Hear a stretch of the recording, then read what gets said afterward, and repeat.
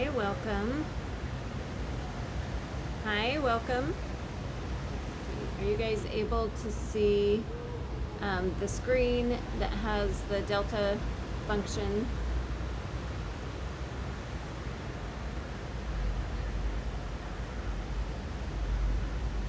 Okay, great.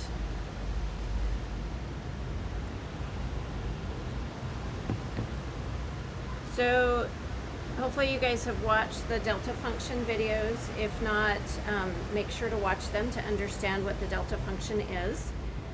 Just a kind of quick summary about that. The delta function, as you can see here, it's just kind of a spike. And so this will represent typically like right when you turn on something, you have a transient effect. If those that are going into power, you definitely get a lot of these, and so you will model them by a delta function. We use it in the other areas as far as like, oh, we're just turning on something quickly. And so we have the spike at the beginning, and then it will like steady state after that. So we use this to represent that turn on or a spike in the system or any other event where we have kind of this trigger effect where we don't really understand exactly the value of it, but we know we have kind of that spike in the system. So this is kind of the actual equation. It is modeled as exponentials, and a squared exponential, and then it looks like this. And so we'd usually represent it just by a lineup. And so like 10 delta t would look like the first one, and then the second one is when you have a shift. That shift means where it's happening in the system in time. So that capital T is the actual time. So this T here is a time on there. So again, you can kind of think of it as it's like infinite at 0 unless it has that shift, and then it will be infinite at whatever time you define as that. And then the properties that are very useful is that the integration of that will equal 1. But if you integrate it with a multiplication of a function, remember it's only going to spike at that one particular t value or right at 0. And so the value of it is only going to be the one value of that function, which is very useful.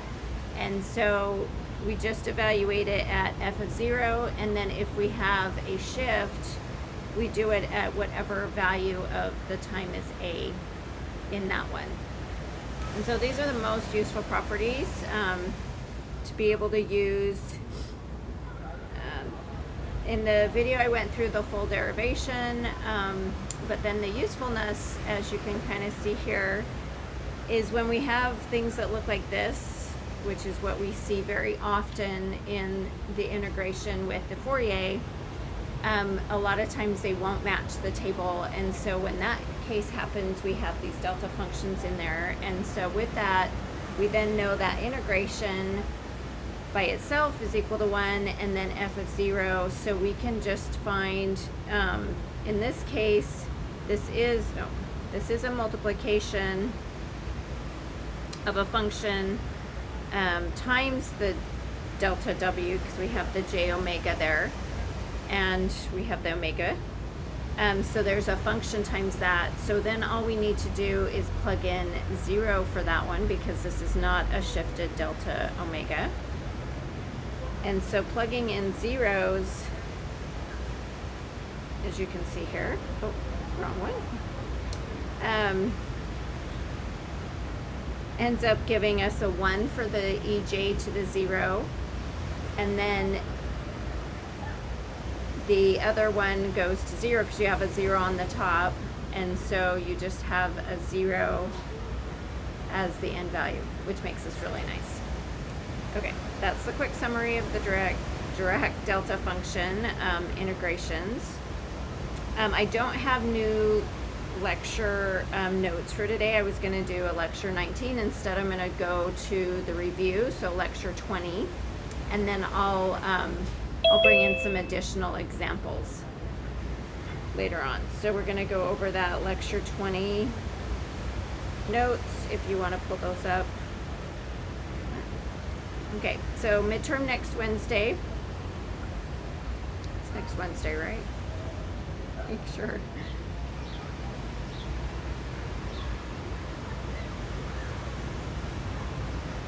Not next Wednesday. It's going to be, I have it on the 22nd. So, not Wednesday. It will be the 22nd. So note that this is on a Monday. So because of reading day on the next Wednesday,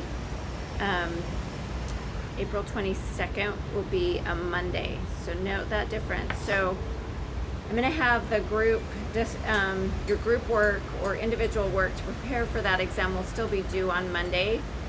But do note that that is different than it's been in the past. Usually we do the Tuesday due date for that, and then Wednesday the exam, but due to reading day, we're going to do Monday on the exam. So that will be in the Ingman lab again or online. Again, email me to let me know that you want to do it online. And I will arrange to have the same procedure that we've done in the past. So if you can take it at the same time, then I'll give you the link for that. If you can't, then I need to make arrangements with you. I understand you guys have, a few of you that are online are doing classes at the same time. So let me know when you will be taking that exam, when you contact me, whether it will be before or after. And I can make arrangements for that.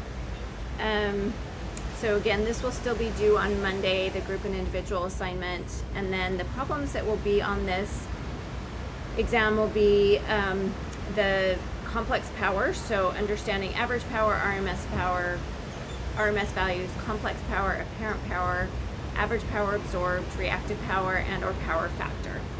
Okay, so apparent power.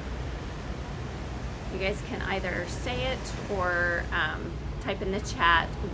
How do you find apparent power? What form do you need the complex power to be in? So the form for apparent power and what value is it on that?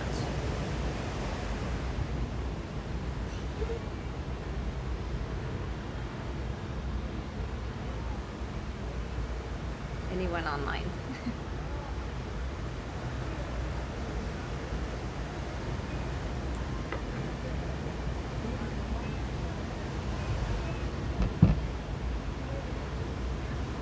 So again, what form do we need for apparent power? Okay, so yes, so complex power is going to be VRMS times IRMS, complex conjugate of IRMS. And what form does that give you, rectangular or polar? Yes, polar, thank you. So that's going to give you polar form. And then to get apparent power from that form, what part of it is the apparent power?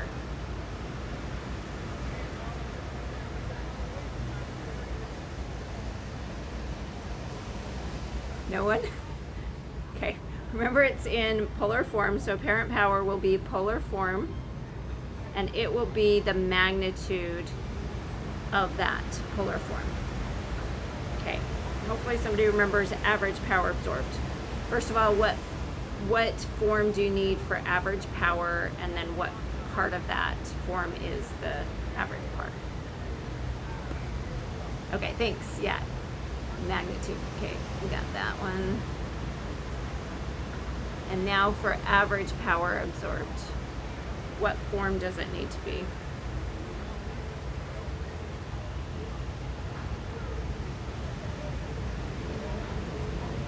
Correct. So it is the rectangular form, and it is the real part of that.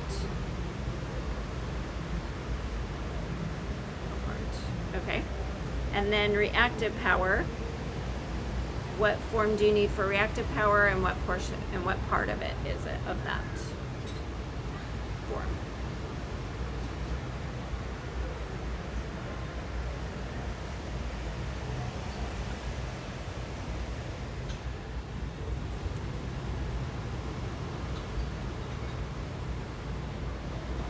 Okay, so it is rectangular, and the real portion is the average power absorbed, and so the reactive power is the imaginary portion, correct? Imaginary, right? Okay, and then the power factor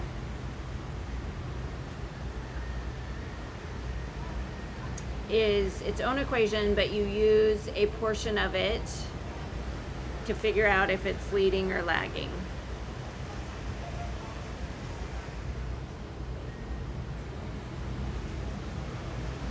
So since this one is a little bit different, so it's the apparent power over the average power is the power factor, and then leading or lagging is from the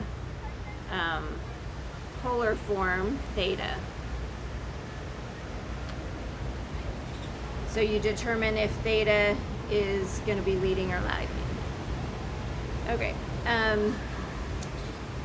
So the other parts that you need to do is the maximum power transfer. So understanding the load impedance so that the power dissipated in it is maximum, and then how much power that will be. And then another type of problem is identifying the type of filters from a graph. So I'll specify that. So that will be from a graph. From a graph.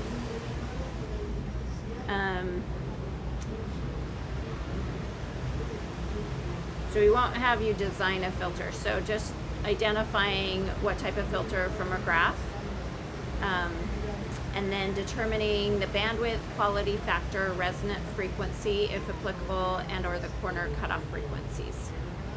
And so understanding whether it's high or low Q factor, and if that's what you want or not. For Fourier analysis, I did not update this very well. So I'm not going to do this portion, and we're not going to do the line spectrums. And we're just going to do the last one. Apply the Fourier transfer technique to analyze circuits excited by non-periodic waveforms. So that's the other part. Okay, I'm going to, go ahead and work on this. Determine the complex power, apparent power, average power absorbed, reactive power, and power factor, including whether it's leading or lagging for a load circuit whose voltage and current is at its input terminals are given by first the time domain given ones, and then when you're already given it in RMS values. Okay, so take a minute and work on this problem. We'll work on this for the next 5 minutes.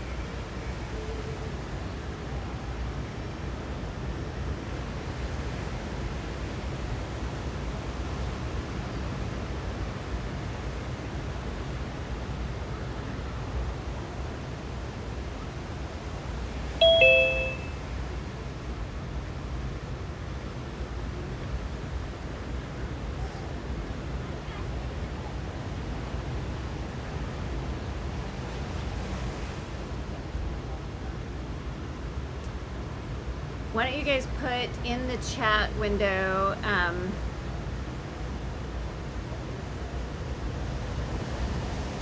see if I can set up it a little bit different. For now, just put in the chat window once you found a parent power value, and just so we can see if everybody's getting kind of the same value. And then once you find average power and reactive power, etc., kind of put those in the chat window. I'm going to try and set up a different thing.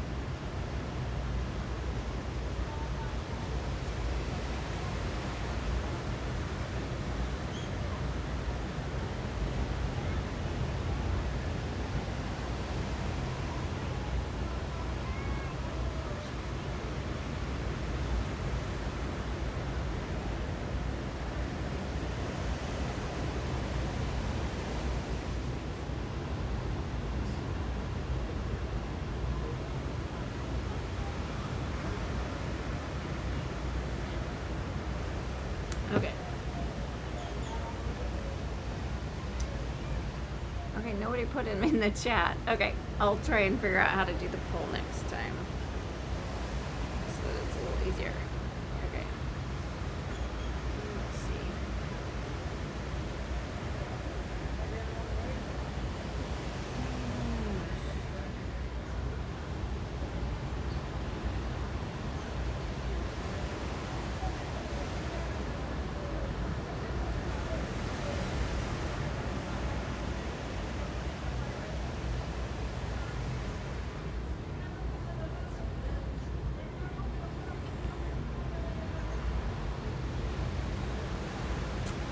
Okay, so for the first one, you change them to RMS values, so that will be 100 over the square root of 2 e to the minus 30 degrees j. And then for the I, you have to take the complex conjugate of that one. And so you're going to take, or the I RMS will be 2.5 over square root of 2 minus 60j.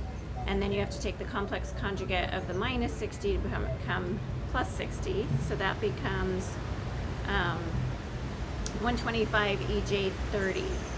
And then for the parent power, you take the magnitude, so 125, and remember that this is in VRMS, or sorry, is in volt ampere, because that means that it's complex, so it will be volt ampere. And then you need to change that to rectangular form, so 125 cosine 30. So remember rectangular form from a polar, so polar form is a magnitude R E J theta, and then that converts to rectangular form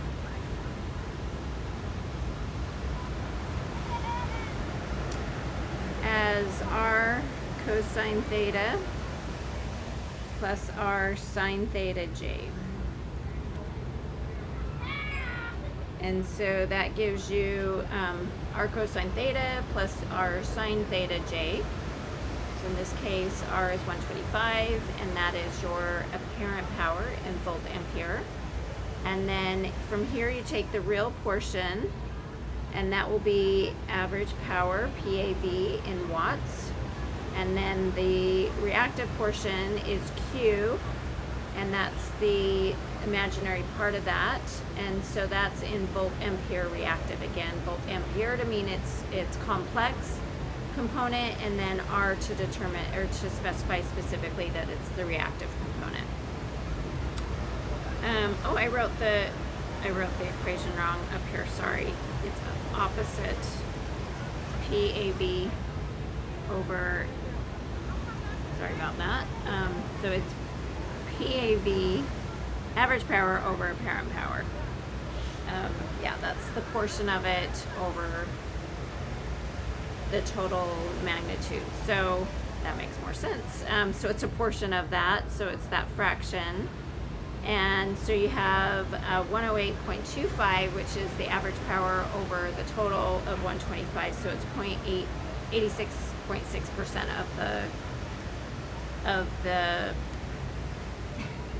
of the whole power is actually real. So then we look at the theta from the polar form, and in this case it's positive.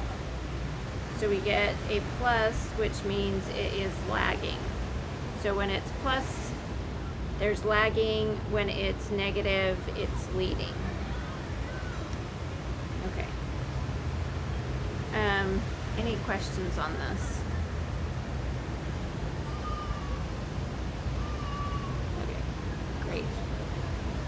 Thanks for those that put that in the chat. Okay, so now work on part B of this. And again, we'll take a few minutes to work on part B. So at 10, 15, so 4 minutes to work on part B.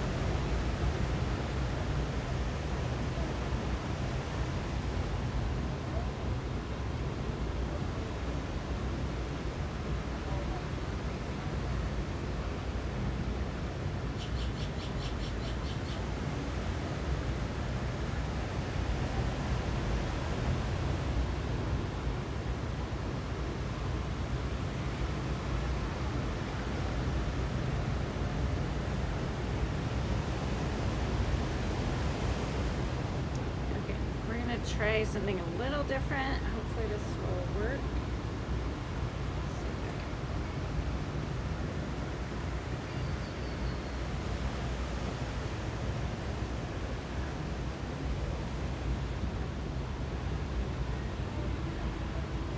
So as you get the answers,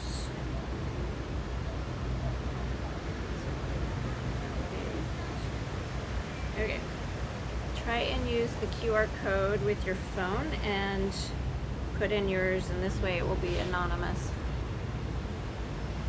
Let's see if we can get you guys to participate this way.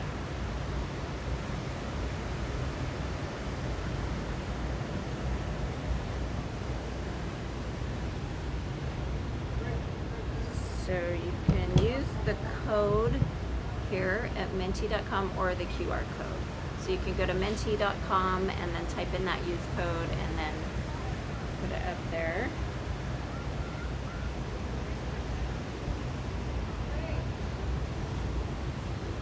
See how I post these. I think this will work.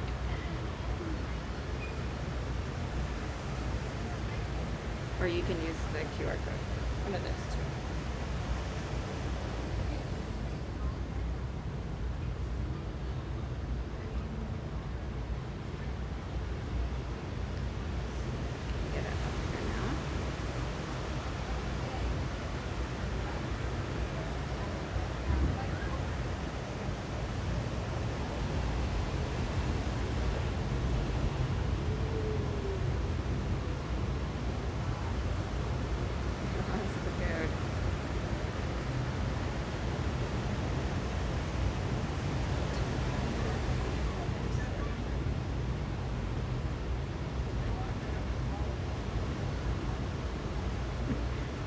Two five three five seven.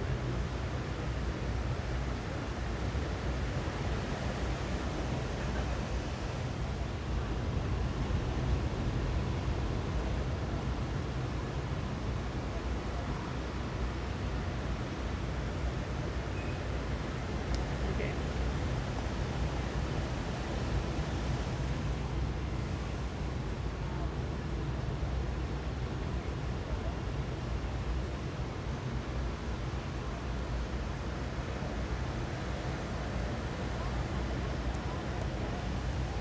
That's the Menti code.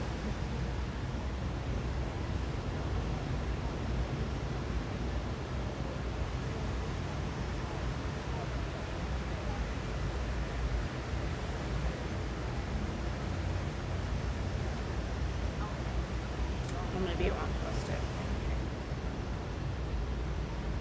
Alright, I'll try this again for another one.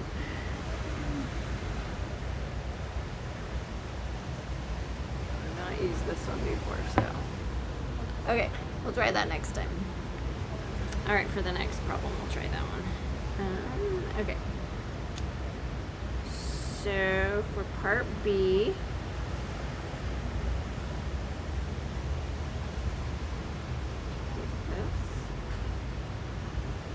part B,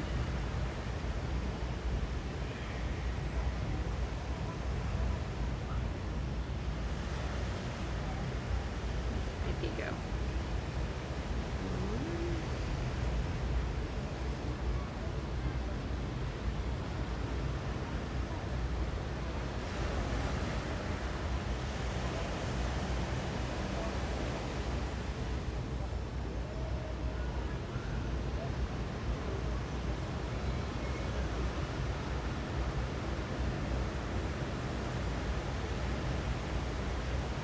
Okay, so for part B, you're going to have the polar form, which will be 24, will be the apparent power. And then the average is going to be 24 cosine 90, which is 0. And Q will be 24 VAR. Remember, P average is in watts. And then your PF is going to be 0. And so there's no real portion at all. So that's what the PF means. 0% is real. And so it will be purely inductive. And then you have a plus 90. So it will be lagging. All right, any questions on this? Okay. All right, we'll go to the next type of problem. So here we want to choose the load impedance ZL so that the power dissipated in it is a maximum. How much power will that be? So I'll try and put together that Menti for this one, and see if I can figure out how to leave this on the screen.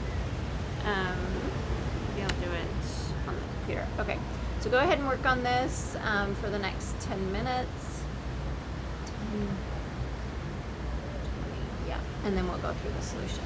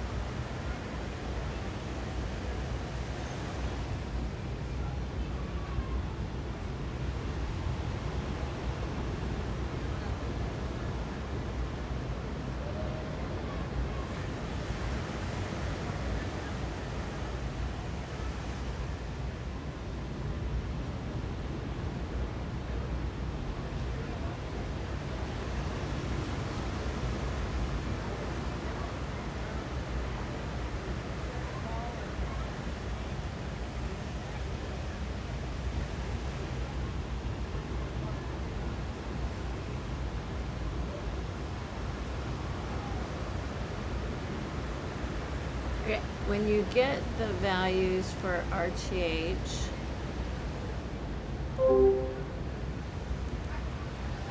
or ZL, and then the power values, go ahead and go to menti.com, and the code is 1702 4863.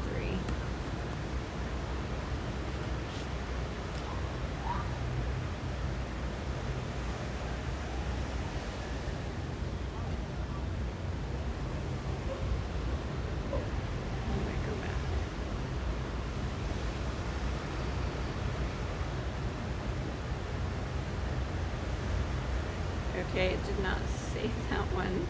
The presentation.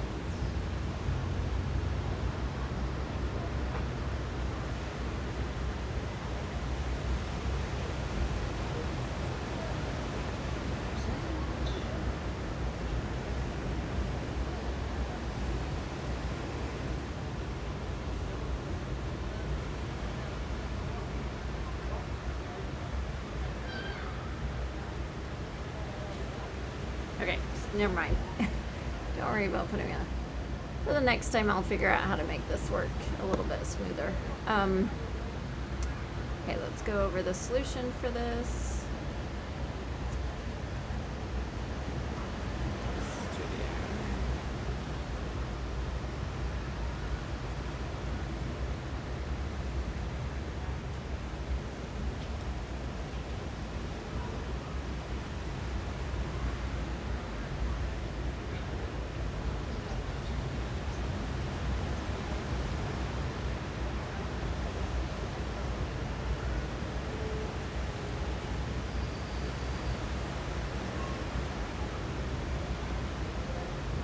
Okay, so first, oh, sorry, I didn't even put,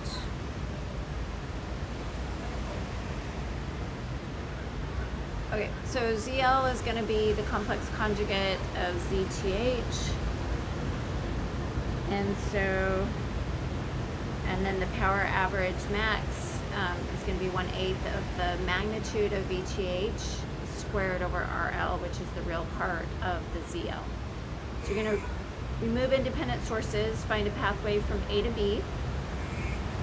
And so hopefully you were able to find that the 6 is going to be, so note that the 6 and the 8, or the 6J and the 8 are in parallel to each other.